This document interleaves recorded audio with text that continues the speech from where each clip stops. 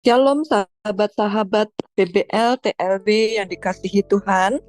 Hari ini hari Senin 30 September akhir bulan kita akan belajar tentang otoritas orang percaya. Semua kuasa dan otoritas berasal dari Allah sebagai satu-satunya pribadi yang mempunyai kuasa dalam dirinya sendiri. Semua yang lain menerima kuasa darinya. Mari kita pahami dulu istilah kuasa dan otoritas.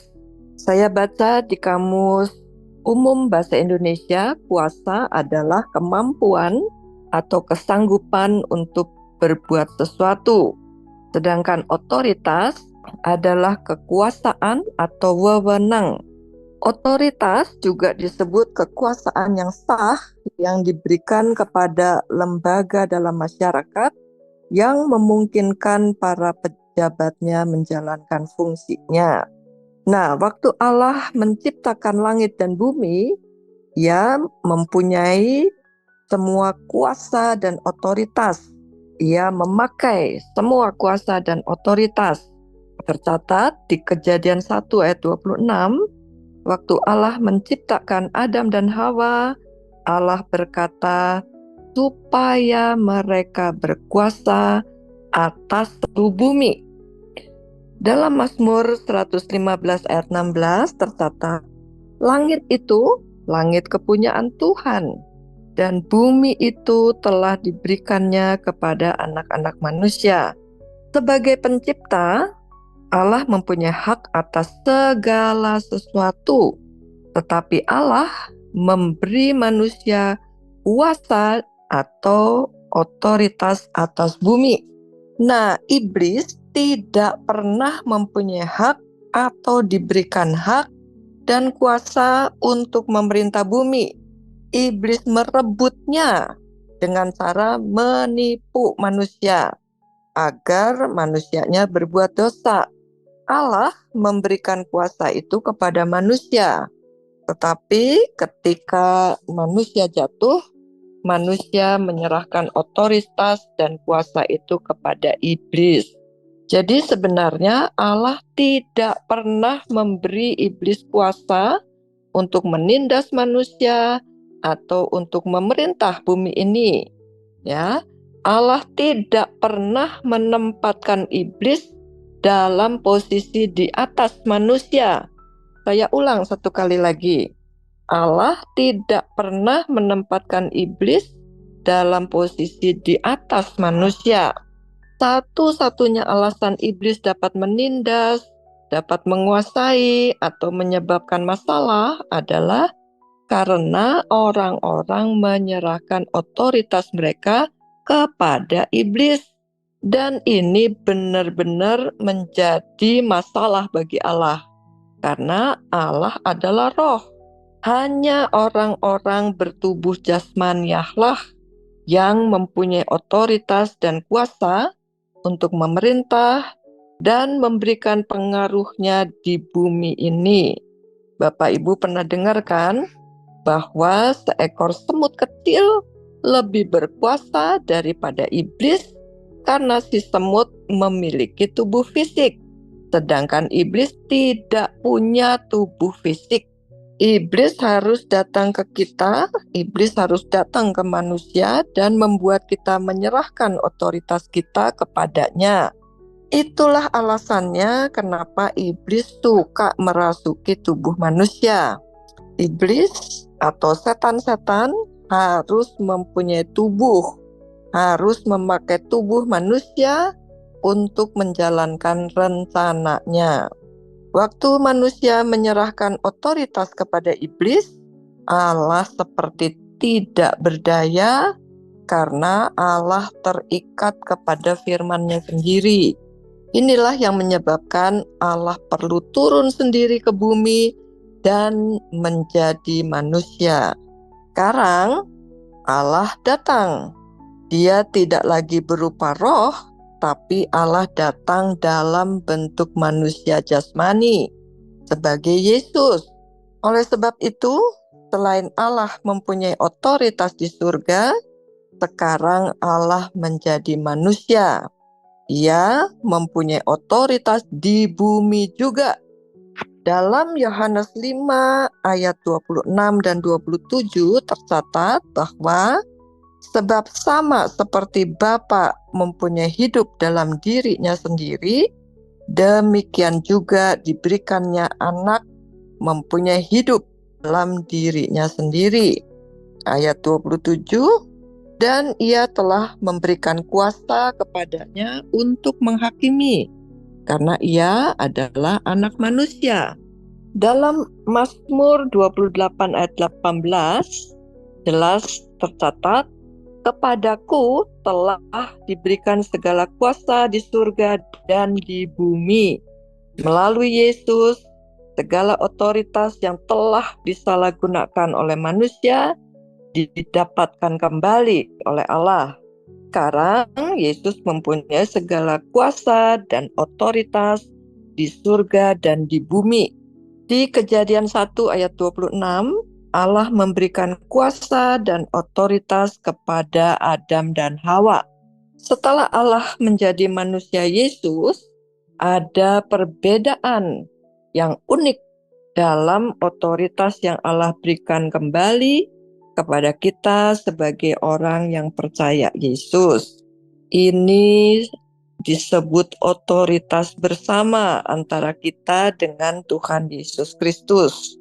Otoritas ini tidak lagi diberikan sepenuhnya kepada kita seperti waktu yang di Kejadian 1 ayat 26 kepada Adam dan Hawa.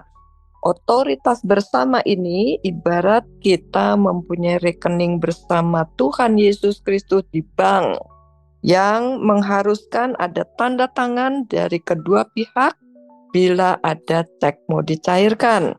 Allah tidak akan menandatangani penyerahan otoritas ini kepada iblis. Jadi iblis sama sekali tidak berdaya sebetulnya. Iblis tidak mempunyai kemampuan untuk melakukan apapun dalam hidup kita, kecuali iblis menipu kita dan kita dengan sukarela menyerah kepada iblis. Kita tahu bahwa iblis menyerang kita melalui pikiran. Oleh sebab itu, kita harus melawan serangan iblis itu dengan cara menawan setiap pikiran. Iblis tidak berhak menindas kita secara jasmani. Tadi sudah disebut ya, iblis itu ada di bawah manusia. Karena Allah tidak pernah menempatkan iblis dalam posisi di atas manusia. Dalam Yohanes 8 ayat 32 berkata, dan kamu akan mengetahui kebenaran, dan kebenaran itu akan memerdekakan kamu. Tapi kenapa kita sering terserang oleh tipuan iblis? Karena kita belum menawan pikiran-pikiran kita. Kita tidak boleh gemetar terhadap iblis, karena justru kepada kitalah Allah memberikan kuasa dan otoritas. Kalau kita melawan iblis, iblislah yang harus kabur dari hadapan kita. Ini tercatat di Yakobus 4 ayat 7.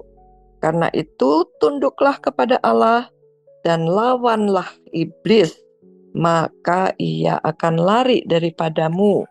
Untuk mempelajari otoritas orang percaya, kita perlu tahu bahwa ada otoritas yang kita miliki, tapi ada juga otoritas iblis. Jadi seperti ada dua otoritas. Kelemahan dan kesalahan kita ini tanpa sadar malah suka membesar-besarkan iblis. Seolah-olah iblis lebih besar, lebih hebat dari kita. Ini salah ya. Dalam Efesus 6 ayat 12 dikatakan, karena perjuangan kita bukanlah melawan darah dan daging, tapi melawan pemerintah-pemerintah, melawan penguasa-penguasa, melawan penghulu-penghulu dunia yang gelap ini, melawan roh-roh jahat di udara. Jadi iblis itu memang ada. Satu-satunya kuasa yang benar-benar dimiliki iblis untuk melawan kita hanyalah dusta. Iblis tidak mempunyai kuasa untuk mengalahkan kita. Teman-teman, kita benar-benar harus menyadari bahwa iblis sama sekali tidak mempunyai kuasa dan otoritas atas kita. Iblis adalah musuh yang sudah dikalahkan. Satu-satunya kekuatan iblis untuk melawan kita adalah menyerang dengan dusta. Kita biasanya menanggapi dusta si iblis. Kalau kita tidak menyerah kepada iblis, ia tidak dapat menyerang dan tidak mempunyai kekuatan untuk melawan kita. Jelas dalam 2 Korintus 10 ayat 3-5 dikatakan, memang kami masih hidup di dunia, tetapi kami tidak berjuang secara duniawi. Karena senjata kami dalam perjuangan bukanlah senjata duniawi, melainkan senjata yang diperlengkapi dengan kuasa Allah, yang sanggup untuk meruntuhkan benteng-benteng. Kami mematahkan setiap siasat orang dan merubuhkan setiap kubu yang dibangun oleh keangkuhan manusia untuk menentang pengenalan akan Allah. Kami menawan segala pikiran dan menaklukkannya kepada Kristus. Ayat-ayat ini berbicara tentang senjata-senjata dalam peperangan kita. Dan setiap senjata yang disebutkan mengacu kepada pikiran kita.